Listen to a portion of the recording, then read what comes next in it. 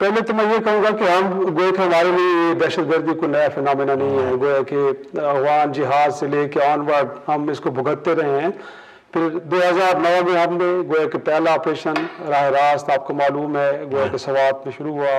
اور بڑی success story تھی. اس کے بعد میں دیکھا ہے کہ فاٹا کے اندر جو سابق فاٹا اس کے اندر بھی ایک امن قائم ہوا ان آپریشن کے نتیجے میں. تو ہم یہ تو نہیں کہہ سکتے کہ ہمارے اسٹریٹجی کا فقدان ہے. پھر پرابلم کہاں پہ آئی, ہم کہاں غلط ہوئی کہ اب اس کا اسکیل اتنا بڑھ گیا ہے کہ اسلام آباد کی بارگاہوں میں خود کچھ دھماکے ہو رہے ہیں, سیکورٹی فورسز نشانہ بن رہی ہیں, وہ بلوچستان ہو,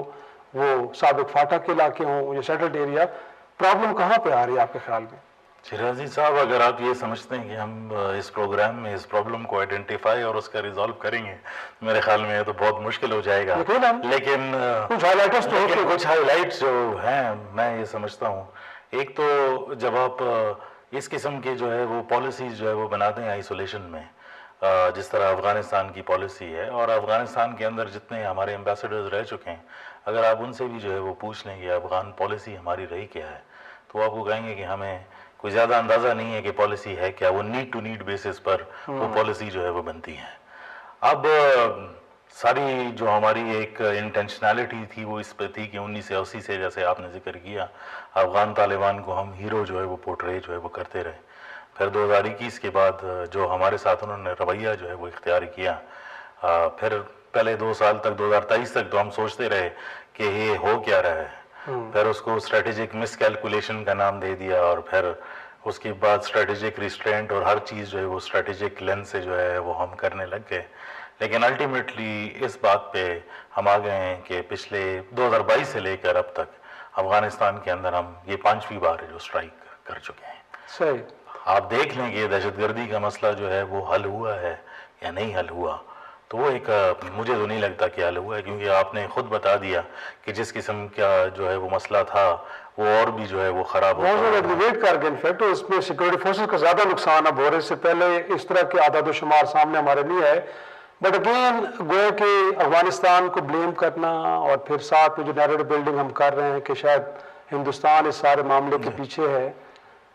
آپ کو لگتا ہے کہ دس از دا مین فیکٹر کہ جو ہمیں بہت زیادہ بلیڈ کر رہا ہے؟ یہ پبلک کنزمپشن کے لیے کہا جا رہا ہے, اور کچھ فیکٹر انٹرنل بھی ہیں کہ جو ہمیں ہمارے لیے پرابلمٹک ہو رہے ہیں؟ دیکھیے, کوئی بھی جب ٹیررزم کا فینومینا نکلتا ہے, اور کسی جگہ پہ بھی اٹیک ہوا ہے, یہ میں پاکستان کا ذکر نہیں ہے, دنیا میں کسی جگہ, پوری دنیا میں کہیں پر بھی اٹیک ہوگا تو اس کا کوئی نہ کوئی لوکل فیسیلیٹیٹر ہوتا ہے. تو اگر پاکستان کے اندر کچھ ہو رہا ہے تو لوکل فیسیلیٹیشن ہے. اب وہ لوکل فیسیلیٹیشن بنتی کیوں ہے, کس طرح ہوتی ہے, تو وہ ایک علیحدہ ڈیبیٹ ہے آل ٹوگیدر. میں ذاتی طور پر یہ سمجھتا ہوں کہ جو میں ایک طالب علم اپنے آپ کو سمجھتا ہوں سیکیورٹی امور کا, کہ 2016 سے لے کر 2020 تک جو ہمارے پاس ٹائم تھا جس میں وہ کام کرنے چاہیے تھے جس کا خمیازہ ہم بھگت رہے ہیں, وہ یا تو پالیٹکس کے زیر نظر ہو گیا, یا پھر سسٹم کے اندر وہ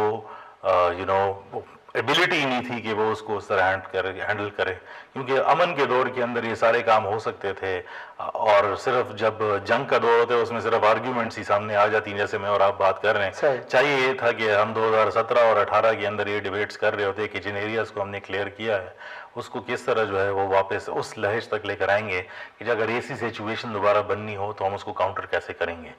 تو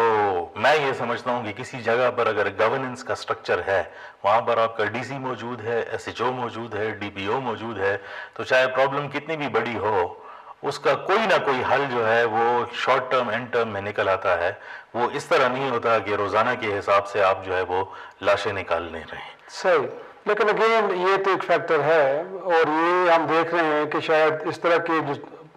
انیشیٹو ہے ہم نے تو شاید سیریسلی کبھی بھی نہیں لیے, بٹ بیچ میں ہم دیکھ رہے ہیں کہ بڑا لمبا سے جس کے اندر ایک امن ہے, کچھ وہاں پہ نہیں ہو رہا. تو اب آپ کو لگتا نہیں کہ جو ہم بات کر رہے ہیں بار بار کہ اس وقت طالبان وہاں کا رجیم ہے, یا وہاں پہ جتنے باقی گروپس بیٹھے ہیں وہ ہندوستان کی پراکسی کے طور پہ وہاں پہ اپنا رول پلے کر رہے ہیں؟ غازی صاحب, میں اس کو ڈینائی نہیں کر رہا, میں صرف وہ کہہ رہا ہوں کہ ہم اس نہج تک پہنچے کیسے. کیونکہ آپ کے انٹرنل فالٹ لائن جب اتنے کھل کے سامنے آ جائیں گے تو وہ ایکسٹرنل جو ایلیمنٹس ہوتے ہیں وہ اسی کو ایکسپلائٹ کرتے ہیں. اور یہ کوئی اتنی راکٹ سائنس نہیں ہے, بلکہ ایسا ہی ہوتا ہے ہر جگہ پر. چاہے دنیا کی کوئی بھی انسرجنسی آپ نکال کے دیکھ لیں ٹیررزم پہ, اس میں باہر سے کوئی نہ کوئی وہ کر رہے ہیں.